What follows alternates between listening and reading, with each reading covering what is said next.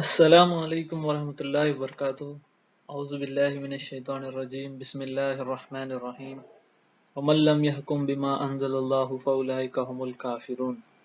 انشاءاللہ آج ہم چھٹویں پارے کی سمری سنیں گے، سکستھ پارہ لا یحب اللہ، یہ پارے کا نام ہے، اور اس میں سورہ نساء کا آخری پارٹ کور ہو رہا اور سورہ مائدہ سٹارٹ ہو رہا 82 آیات تک، 15 رکوع اس میں ٹوٹل ہے۔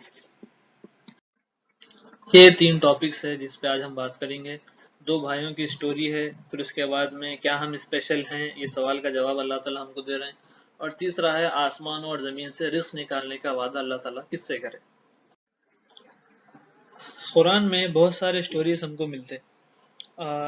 آدم علیہ السلام کے دو بیٹوں کی سٹوری ہے، اور سب سے پرانی سٹوری ہم کو آدم علیہ السلام کی ملتی ہے، اور ان کے فوری بعد میں یہ دو بیٹوں کی سٹوری ہے۔ یہ سٹوری سمجھنے سے پہلے دو باتاں سمجھنا ضروری ہے۔ سب سے پہلے یہ سورہ نازل ہوا مدینہ میں، اور مدینہ میں یہودیاں تھے، اور یہودیوں کی خاص بات یہ تھی کہ ان کو معلوم تھا اسلام صحیح ہے، نبی صلی اللہ علیہ وسلم سچ بول رہے ہیں، صرف اس لیے نہیں مانتے تھے کہ نبی صلی اللہ علیہ وسلم یعنی آخری نبی ہماری نسل میں سے آنا تھا، بلکہ ان کو یہ خواہش تھی، وہ ریجیکٹ ہونے کی وجہ سے ان کو ایک حسد ہو گئی تھی، نبی صلی اللہ علیہ وسلم سے جلن تھی، اسی لیے نبی صلی اللہ علیہ وسلم کے میسج کو نہیں سنتے تھے۔ دوسری بات سمجھنا ضروری ہے کہ اللہ تعالیٰ اسٹوری بیان کرے اور دو بیٹوں کا نام نہیں لیے، اس کا مطلب یہ ہے کہ اللہ تعالیٰ کی نظر میں نام امپورٹنٹ نہیں ہے بلکہ کام امپورٹنٹ ہے۔ اب اسٹوری کیسا شروع ہو رہی، اللہ تعالیٰ دو بیٹوں کو قربانی کرو بولے، اور اللہ تعالیٰ ایک بیٹے کی قربانی ایکسیپٹ کر لیے، حابل کی، حدیثوں سے ہم کو نام معلوم ہوتے۔ حابل کی جب قربانی ایکسیپٹ ہوئی، قابل کی ریجیکٹ ہو گئی، تو قابل یہ بولا کہ میں تیرے کو قتل کر دوں گا۔ تو حابل کا جواب یہ تھا کہ اللہ تعالیٰ اللہ سے ڈرنے والوں کی قربانی قبول کرتے، اگر تم میرے کو قتل کر دینا چاہ رہے ہیں تو قتل کر دو، میں تو ہاتھ نہیں اٹھاؤں گا، میرے بھی گناہ لے کے تم جہنم میں چلے جاؤ، ظالموں کا یہی ٹھکانہ ہے۔ قابل یہ بات سننے کے بعد بھی اپنے بھائی کو قتل کر دیا، بعد میں پریشان ہوا کہ لاش کدھر چھپاؤں، اللہ تعالیٰ کوے کو بھیجے، اور بعد میں اس کو افسوس ہوا، اسٹوری اللہ تعالیٰ اینڈ کر دی۔ اب اللہ تعالیٰ اس سے ہم کو دو سبق دے رہے ہیں، دو لیسنس ہم کو اس اسٹوری سے ملتے۔ سب سے پہلا یہ ہے کہ جب بھی ہم سے کوئی غلطی ہو رہی یا ہم کسی کام میں فیل ہو جا رہے ہیں، تو ہماری ایسی مینٹالٹی بنی ہوئی ہے کہ ہم جو جیت رہا اس کو دیکھتے۔ فار ایگزامپل گھر میں دو بھائیاں ہیں اور دونوں کا رزلٹ آ گیا، تو جس کو زیادہ مارکس ملے، جس کو زیادہ پوائنٹس آئے، اس کو گھر میں آتی کی لپڑ لیتا رہے میرا بچہ اچھا پاس ہو گیا۔ جس کو کم مارکس ہے تھوڑا تھپکی دے کے چھوڑ دیتے۔ تو جس کو کم مارکس ہے اس کے ذہن میں رہتا ہے کہ اچھا اس کو زیادہ چاہ رہے ہیں، اس کی وجہ سے میں پیچھے ہٹ جا رہا ہوں۔ سیم کیس یوسف علیہ السلام کے بھائیوں میں بھی تھا، جو آگے ہم سننے والے سٹوریز قرآن کے سمریز میں، ان لوگوں کو بھی یہ تھا کہ چھوٹے بیٹے کو ابا ہمارے زیادہ چاہتے۔ تو یہ ایک انسان کی مینٹالٹی ہے۔ اب آپ غور کرو، یہ جو چیز ہے یہ شیطان کی کوالٹی ہے، کیونکہ جب اللہ تعالیٰ آدم علیہ السلام کو بنائے اور سجدہ کرو بولے، تو اس وقت وہ یہی بولا تھا نا خیر منہ، میں اس سے بہتر ہوں، میں کیوں سجدہ کروں۔ جب اللہ تعالیٰ نکل جا بولے تو اس کو دل میں آ گیا کہ میں اتنے سالوں سے یہاں پر ہوں، اور پرسوں آدم کو بنایا اور اس کی وجہ سے میرے کو یہاں سے نکال دے رہے ہیں۔ مطلب یہ انہیں اپنے آپ پہ فوکس نہیں کرا کہ میرے سے کیا غلطی ہوئی، میں اللہ کی بات نہیں سنا اسی لیے اللہ میرے سے غصے میں ہے، یہ بات پہ فوکس نہیں کرا اور وہاں سے نکل گیا۔ وہی کوالٹی انہیں پورے انسانوں میں پیدا کر کے لوگوں کو فساد میں ڈالنا چاہ رہا، ایک دوسرے کا قتل کروانا چاہ رہا، یہ اس کی بہت بڑی پالیسی ہے۔ وہ پالیسی کو سمجھنا ضروری ہے، اور یہ چیز آج ہمارے اندر بہت زیادہ گہری طریقے سے آ گئی۔ ہم ہماری ناکامی کی وجہ دوسروں کی کامیابی کے اوپر ڈال دیتے۔ فار ایگزامپل یہ آپ دیکھیں گے بزنس مارکیٹس میں زیادہ ہوتا، ایک صاحب کی جو ہے فونوں کی دکان ہے، اور ان کے سامنے کوئی سیم دکان اگر ڈال دیا تو ان کو غصہ آ جاتا، ارے میرا گراہک انہیں مار دے رہا۔ یہ جو چیزیں، یہ جو مینٹالٹی ہے کہ میرے کو جو نقصان ہو رہا وہ سامنے والے کی کامیابی سے ہو رہا، یہ ایک سٹارٹنگ پوائنٹ ہوتا وہ بڑے گناہ کی، جس کو ہم حسد بولتے۔ اب ہم یہاں سے شروع ہو جاتے، اس کے بعد میں کمپیئر کرنا شروع کرتے ایک دوسرے کو، اور اس کے بعد ہم سامنے والے سے اتنا حسد اور اتنی جلن ہمارے اندر پیدا ہو جاتی کہ ہم یہ تمنا کرتے رہتے کہ اس کو نقصان ہو جانا، اس کو نقصان ہوا تو میں فائدے میں آتا ہوں۔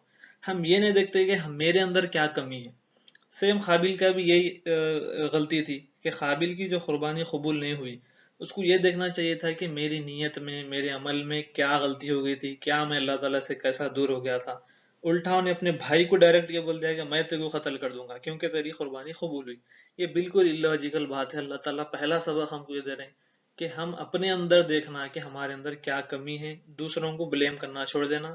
یہ بلیم گیم جو ہے شیطان کی کوالٹی ہے۔ دوسری بات، دوسرا سبق جو اللہ تعالیٰ ہم کو اس سے دے رہے ہیں وہ یہ ہے اللہ تعالیٰ بولے کہ قابل قتل کرا اور قابل نقصان میں آ گیا. اس کا مطلب یہ ہوا کہ جس کا مرڈر ہوا، جو قتل ہو گیا، وہ نقصان میں نہیں، اس کا تو فائدہ ہے، اس کو جنت مل گئی. تو اللہ تعالیٰ اس سے ہم کو ایک باریک بات سمجھا رہے ہیں کہ ایک مومن اور ایک مسلمان اور ایک قرآن پڑھنے والے کی جو کانسیپٹ ہے فائدے اور نقصان کا، وہ بہت کلیئر ہونا ضروری ہے. نقصان ہمارا یہ ہے کہ ہم جہنم میں چلے جانا، اور فائدہ ہمارا یہ جنت ہم کو مل جانا. تو دنیا میں اگر کوئی ہم کو مار دے رہا ہے یا ہمارا کچھ چھین لے رہا ہے یا ہمارا کو نقصان ہو جا رہا، ہم دیکھ رہے ہیں اطراف دنیا میں، تو ہم کو مایوس ہونے کی ضرورت نہیں، ہم فائدے میں ہیں، اور جو ظالم ہے وہ اصل میں نقصان میں ہے. دوسری جو ٹاپک ہے وہ ہے کیا ہم اسپیشل ہیں. اور الحمدللہ ماشاءاللہ ہم سینہ ٹھوک کے بولتے کہ ہاں ہم اسپیشل ہے، کیونکہ ہم امت محمدی ہے، ہم کلمہ پڑھنے والے ہیں، اور ہم جہنم میں جائیں گے بھی تو اللہ تعالیٰ پھر ہم کو نکال کے جنت میں ڈال دے گا. بالکل فخر ہونا چاہیے ہم کو مسلمان ہونے پہ، لیکن فخر کی یہ لمٹ ہم کراس کر دیے. وہ لمٹ یہ ہے کہ ہم دین کو چھوڑ دیے اور صرف دین کے نام پہ بچ جاتے سمجھ رہے ہیں. سیم کوالٹی یہودیوں کے پاس تھی، ان لوگ بھی یہ بولتے تھے لن تمسنا النار الا ایاما معدودات، جہنم کیا ہمارا کو چھو نہیں سکتی مگر تھوڑے دن رہ کے نکل جائیں گے.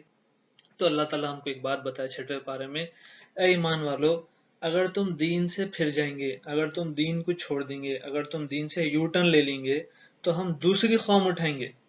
ایک بات آپ غور کرو کہ اللہ تعالیٰ ہم سے پہلے بنی اسرائیل کے بیچ میں تقریباً 300-400 نبیوں کو بھیج دیے، اور بڑے بڑے کتابیں ان کے اوپر نازل کرے، تورات، زبور، انجیل. پھر بھی انہوں ریپلیس ہو گئے، بعد میں امت مسلمہ آئی. تو امت مسلمہ میں نبی صلی اللہ علیہ وسلم قیامت تک کے لیے نبی ہے، اب کوئی نبی آنے والے نہیں ہے. نبی صلی اللہ علیہ وسلم اپنے بیٹی حضرت فاطمہ رضی اللہ عنہ سے بولے، اے میری بیٹی، دنیا میں جو ہونا ہے میرے سے لے لو، قیامت کے دن میں تمہاری مدد نہیں کر سکتا. ہم نبی صلی اللہ علیہ وسلم کے وہ امتی ہے جو 1500 سال بعد پیدا ہوئے، اور آج اگر ہم یہ سمجھ رہے ہیں کہ صرف نام سے ہم بچ جائیں گے، تو اللہ تعالیٰ ہم کو یاد دلا رہے ہیں ایسا نہیں ہے. تمہارے سے پہلے ہم بڑے بڑے قوموں کو ریپلیس کر دیے، تم کو بھی ریپلیس کر دیں گے. اور جن کو ریپلیس کریں گے بولے اللہ تعالیٰ، ان کے کوالٹیز کیا رہیں گے، جو نئی قوم کو ہم اٹھائیں گے ان کے 3 کوالٹیز اللہ تعالیٰ بیان کریں. سب سے پہلی ان کی کوالٹی ہیں گی وہ اللہ سے محبت کریں گے اور اللہ ان سے محبت کریں گا. تو ہم کو یہ دیکھنا ہے کہ کیا ہم ریپلیس ہونے کے پوزیشن پہ آ گئے، کیا ہمارے دلوں میں اللہ کی محبت ہے یا نہیں ہے. اگر اللہ کی محبت ہے ہمارے دل میں تو اللہ تعالیٰ انشاءاللہ ہم کو ریپلیس نہیں کریں گا. اگر دنیا کی محبت ہے اور دوسرے قوموں کے طریقوں کی محبت ہے اور دین کی محبت نہیں ہے، تو پھر اللہ تعالیٰ ہم کو ریپلیس کر سکتا. دوسری کوالٹی ان کی یہ رہیں گی کہ وہ آپس میں نرم رہیں گے، ایک دوسرے سے نرمی سے پیش آئیں گے. آپس میں اللہ تعالیٰ جو ورڈ استعمال کرے وہ مومن ہے، مومنوں کے ساتھ نرمی رہیں گی ان کی. آج آپ دیکھ لو، ہم مسلمان ہیں، سب کلمہ گو ہے، لیکن ہمارے آپس کے جھگڑے لڑائی کیسے ہے. جو دیندار لوگ ہیں ان کی لڑائیں الگ ہے، جن کو دین معلومات نہیں ہے ان کے لڑائی جھگڑے الگ ہے. قبیلوں کی ایک دوسرے سے لڑائی ہے، نیشنز ایک دوسرے سے لڑ رہے ہیں، جماعتیں ایک دوسرے سے لڑ رہے ہیں. ہم آپس میں بہت زیادہ نفرت پھیلانے والے بن گئے. اور تیسری جو ان کی کوالٹی رہیں گی وہ ہے کافروں پہ وہ سخت رہیں گے، یعنی کافروں کے جو ایجنڈے ہیں، دین سے دور کرنے کے جو ان کے پالیسیز رہیں گے، اس کے سامنے ایمان والے جم کے ٹھہر جائیں گے.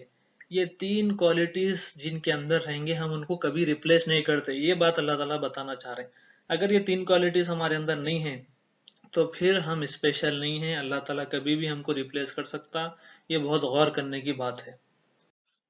تیسری جو ٹاپک ہم دیکھیں گے وہ ہے اللہ تعالیٰ یہودیوں اور عیسائیوں کو بولے کہ اگر تم تورات اور انجیل کو زمین پہ اسٹیبلش کرتے تو ہم آسمان اور زمین سے تمہارے لیے رزق نکالتے، تمہارے کو خوشی کی زندگی ہم دیتے.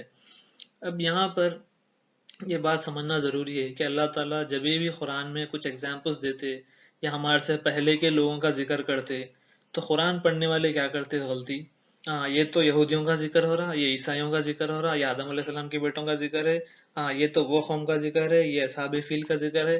اس طرح پڑھتے پڑھتے ہم قرآن پوری پڑھ لیتے، لیکن رک کے یہ نہیں دیکھتے کہ اس میں اللہ تعالیٰ میرے لیے کیا رکھے. جب اللہ تعالیٰ یہ بول رہے ہیں کہ تورات اور انجیل کو وہ لوگ ایزی لیے، اس کو چینج کر دیے، اس کا صحیح استعمال نہیں کرے، اگر کرتے تو ہم آسمان اور زمین سے ان کے لیے رزق نکالتے.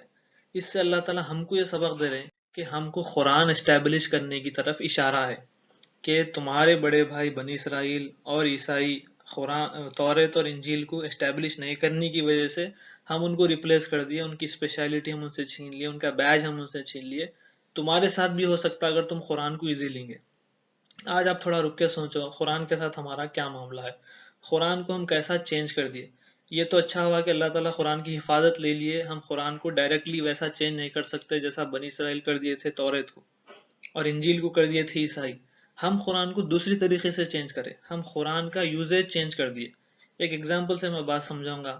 آپ ایک ڈاکٹر کے پاس گئے، آپ کو پیٹ میں درد ہے، ڈاکٹر پرسکرپشن لکھ کے دے دیا کہ یہ گولی لے لو، آپ وہ پرسکرپشن لا کے پانی میں گھول کے پی لے رہے ہیں، تو ایسے شخص کو لوگ کیا بولیں گے؟ یا آپ اگر ایسا کر لیے تو لوگ آپ کو کیا بولیں گے؟ لوگ بولیں گے پاگل ہے، پرسکرپشن لکھا ہوا مطلب یہ ہے کہ اس میں جو گولی لکھی وہ خریدنا، وہ کھانا، تو اس کے بعد میں افیکٹ ہوگا، اس کا اثر ہوگا۔ تو سیم کام ہم قرآن کا کر دیے۔ قرآن میں جو لکھے ہوئے چیزیں ہیں اس کو ہم صرف یا تو ثواب کے لیے پڑھتے، یا تو دکان کی اوپننگ ہوئی تو پڑھتے، یا تو صبح صبح غلے پہ بیٹھ کے سورہ یاسین پڑھ دیتے، یا کسی کا انتقال ہوا تو دوسرے روم میں بیٹھ کے پڑھ دیتے۔ یہ ہم قرآن کی یوز کو چینج کر دیے۔